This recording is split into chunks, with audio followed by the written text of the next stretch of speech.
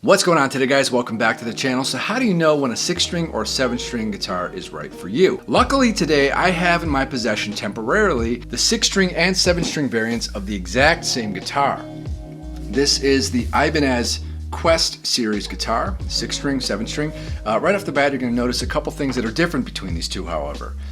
This neck obviously is a little bit wider to accommodate the 7 strings, but not only that, let's take a look at the frets. Here the 6-string, that's just normal straight frets, but these are crooked, they're angled. Let's take a look at it a little bit closer. So this is the Ibanez QX527PB. The PB just stands for Poplar Burl, which is this poplar burl top. Absolutely stunning, can't get enough of it.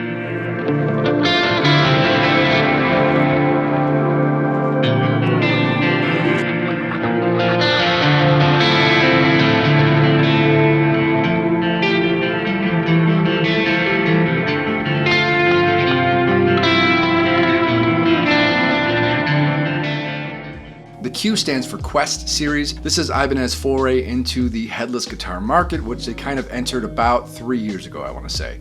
And this is the 7-string variant.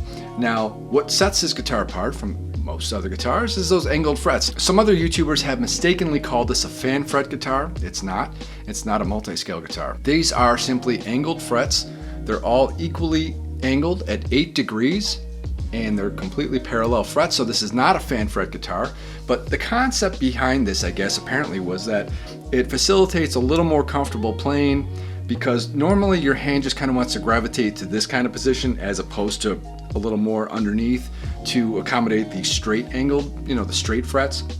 So I guess that's the thinking, is that it's just a little more comfortable to play overall, especially if you're somebody who plays on your left leg in this classical position with the neck up higher. I don't do that. I'm a right leg player, so it really doesn't mean much to me, but I do find that it is challenging to kind of get used to the angled frets, but once you do, it's really easy to play, and it's kind of a joy to play, actually. I found that really interesting, those angled frets. That's new for me. I mean, this is my first experience ever with a headless guitar. I started off with this one here first. I did a demo/review of this one a couple of weeks ago. I'll leave a card up in the corner if you want to check that out. This is officially titled the Q52PB, and this is, like I said, QX527PB. So not only are the frets different, but these necks are different as well, and I don't think anyone else has really gotten in depth about that so far. I want to let you know a little bit more about it. So with this 6-string neck here, this is called the Wizard C neck, Wizard C-shaped neck, and it's a very comfortable C shape. And it's your typical C shape. It's just very, very comfortable. It's not too thick. I like it a lot. And this fretboard here, it has a 12-inch radius.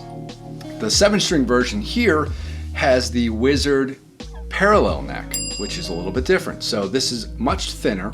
It's more of a D shape. It's a little bit flatter on the back, slightly, and it's parallel because it's 19 millimeters at both the nut and all the way up here at the 12th fret or what have you, just 19 millimeters all the way across, where your typical neck gets a little bit thicker as you head toward the heel. So a much thinner neck, much more modern, shreddy type neck, if that's something you're into. Also, this fretboard is a 20-inch radius, so it's much flatter than the other one. You don't see 20 inches too often. I know that Misha likes that. Misha Mansour prefers that kind of flat radius. Some other players do too. For me, it takes a little getting used to. It's just very flat. I don't know. It's just something different for me. But these necks are so well made and filed very smoothly on the edges. There's no fret issues there, no fret sprout, that it's still very comfortable. It's just a much thinner neck to kind of get used to if that's something you don't typically play. So you can get either the 6-string or the 7-string with either neck essentially, but they'll have different finishes. They don't offer every finish with every neck combination. But yes, you can get the 6-string with the slanted frets. You can get the 7-string with the straight frets if you want to, but then also take into account that the neck thicknesses and the fretboard radii are going to be different. Both of these guitars have been a pleasure for me to play. I'm really kind of in love with these. I didn't think I was going to like the headless guitar thing because it just kind of looks odd to me, for somebody who for decades has played a standard type guitar with a head on it, with a headstock. This just kind of looked weird. I thought to myself, what is the purpose of it? Well, it's just a much lighter guitar. It's much more comfortable. It's much more portable. Take it around. It's much more stable tuning wise because the strings don't have as much extra length to go to get to the tuning posts. So I get the point of it. You know, I kind of fell in love with it after I've had it for a couple of weeks and played with it. These are just a lot of fun to play. I don't know what else to say about it. The purpose of this video though is to really discuss the different necks with these two. So if you're in the market for, you know, possibly a 7-string, or you're looking at the specific model from Ibanez, a Quest series guitar, just take into account that there are 2 different necks. Other people really haven't mentioned that too much, or they kind of gloss over that quickly. But again, this 6-string here with the C-shaped neck, it's your very typical, very comfortable C shape. It very much reminds me of like Charvel's type neck. However, it doesn't have a compound radius, it's just a straight radius of 12 inches. Extremely comfortable. I love this thing. If you're more into the lower tunings, however, and you want to go with a 7-string guitar, again, you can get it with the straight frets and the thicker neck, or you can get it with these angled frets and the thinner neck. I find this to be a really cool combination overall.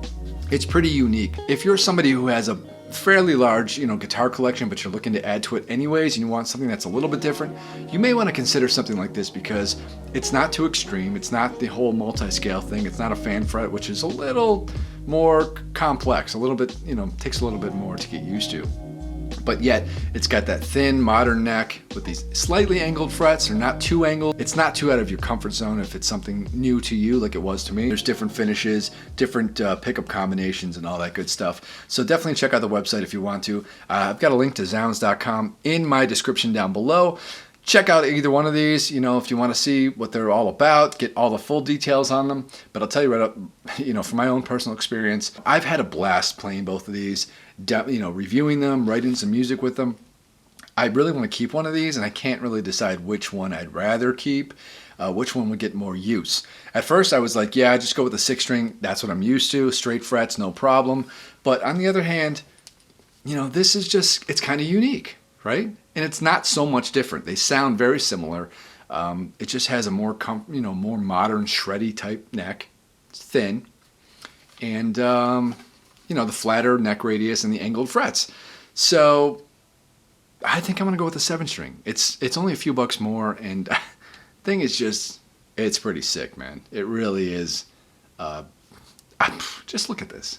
Just stop. I'm gonna stop talking for a minute and just look at this thing. Boom, there you have it. So 6-string or 7-string, you know, if you have to decide, if you've got to make a choice between the two, you've got a lot of options with Ibanez. So if you want some more information on these 2 guitars or any other guitars in the Ibanez lineup, I've got a link down below to zounds.com. Click on that link, check out the guitars. If you want to make a purchase, you know, you want to do yourself a solid and make a purchase, you're going to help me out as well, because it really helps out the channel when you use those affiliate links. Doesn't cost you a penny more to do so, and it's just, you know, your little way of showing support for the channel that you enjoy.